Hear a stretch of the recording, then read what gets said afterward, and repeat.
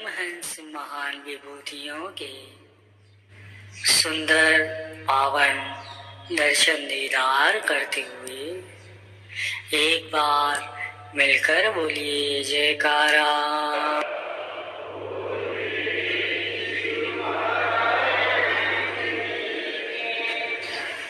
गुरुमुखों, एक बार की बात है, श्री गुरु अर्जुन देव जी महाराज जी के पास 3 भक्त आए और उन्होंने आकर श्री चरणों में प्रार्थना की कि महाराज हमें ये समझाएं कि गुरुमुख और मनमुख में क्या अंतर होता है, उनके ऐसे कौन से लक्षण हैं, कृपा करके हमें इनसे अवगत कराएं। तब श्री गुरु अर्जुन देव जी ने उन भक्तों को समझाया कि गुरुमुख के लक्षण क्या है और मनमुख के लक्षण क्या है। गुरुमुख का पहला लक्षण है अपने गुरु के वचनों को याद रखना। दूसरा, अपने ऊपर नेकी करने वालों की गुरु को वीडियो लाइक करना, सब्सक्राइब करना प्लीज़। बहुत मेहनत से मैं वीडियो लेके आता हूँ, आप वीडियो लाइक कर दे करो, सब्सक्राइब कर दे करो प्लीज़। नेकी को याद रखना।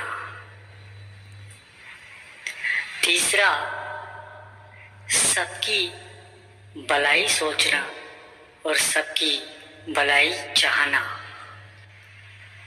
चौथा, किसी के भी काम में विघ्न नहीं डालना। पांचवा, खोटे कर्मों का त्याग करना। छठवा, नेक कर्मों को ग्रहण करना।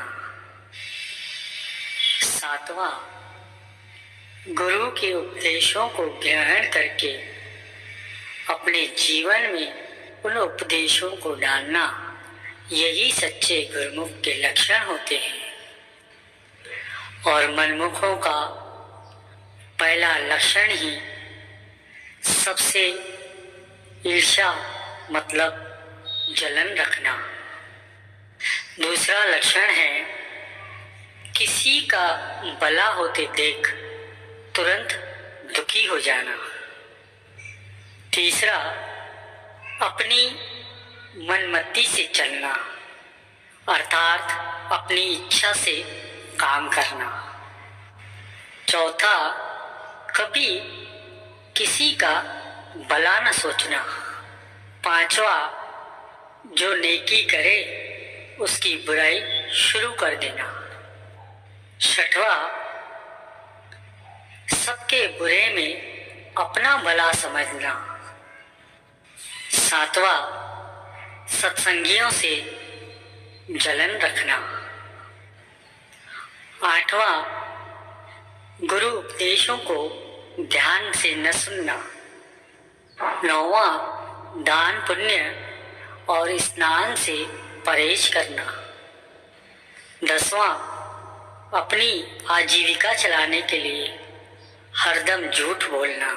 ये मनमुखों के मुख्य लक्षण होते हैं। संत महापुरुष हमेशा यही चाहते हैं कि उसका हर शिष्य संत महापुरुषों द्वारा दिए हुए वचनों को समझे और अपने आप को पूरा वक्त दे, क्योंकि उसको बाद में सारी उम्र इन्हीं वचनों के अनुसार चलना है। उसे अपनी सारी जिंदगी इसी रास्ते पर चलना है। इसलिए हर शिष्य को अपने गुरु के वचनों को समझने के लिए पूरा समय देना चाहिए और संतों के वचनों को और उनके उपदेशों को भली भांति समझना चाहिए।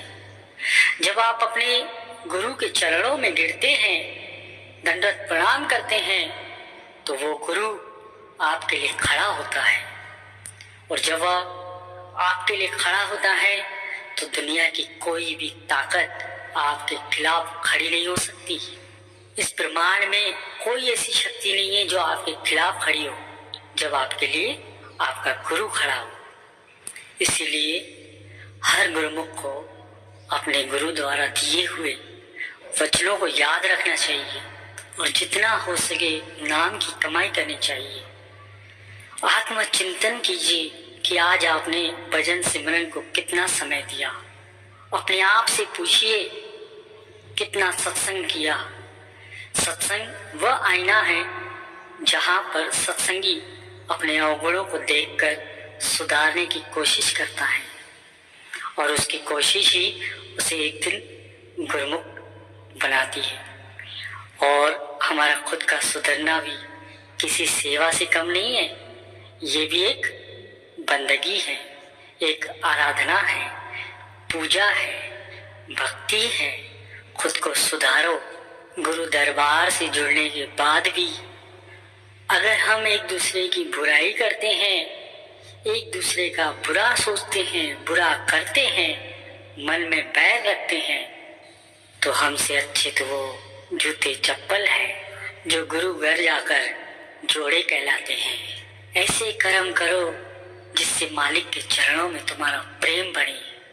भला करो, जितना हो सके सबका भला करो, तो मालिक तुम्हारा भी भला ही करेगा। अच्छे व्यक्ति को सारा जग अच्छा लगता है और बुरे व्यक्ति को सारा जग बुरा ही दिखता है।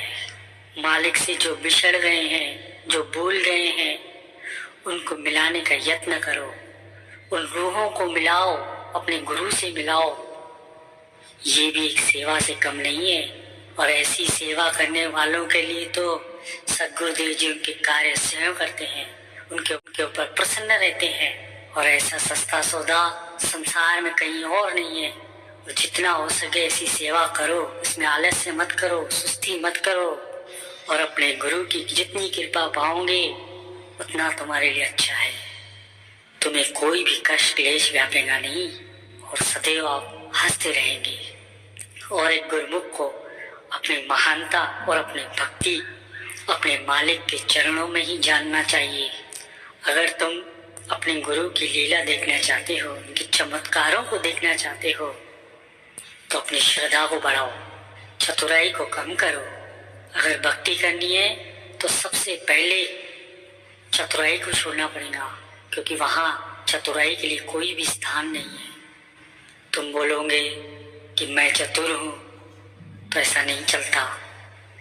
भगवान, प्रभु, गुरु इतने भी भोले नहीं है कि तुम्हारी बातों में आ जाएंगे। वहाँ चतुराई काम नहीं करती।